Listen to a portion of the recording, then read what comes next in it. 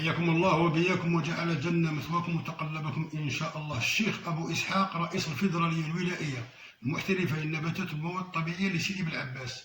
الجمعية الخضراء للرعاية والتثمير الفضاءات الطبيعية، وهي جمعية بيئية ثقافية إنسانية خيرية واجتماعية. اشترك المؤسسون والمنخرطون في تسخير معارفها التطوعية لغرض غير مربوح من أجل تقوية نشاطها وتشجيعها في إطار صالح العام. هي الجمعية لها أهداف، هي الأهداف تاعها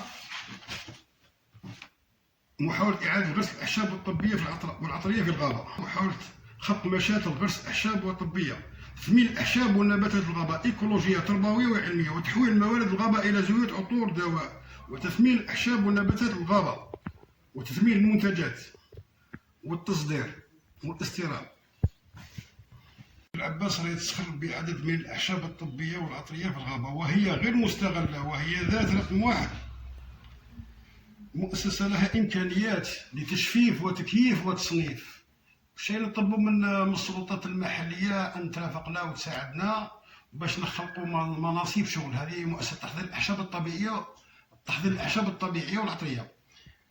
الشيء اللي نطلبوا من السلطات المعنية باش ترافقنا وتساعدنا وتكون واقفة معنا باش نطوروا هذا المشروع، هذه الشعبة هذه باه نطوروها هنا في سيدي بالعباس. هنا يساعدونا ويرافقونا ونقدروا نديروا حتى 50-60 خدامه. انا نضمنها، هذه نضمنها باذن الله تدخل تخدم.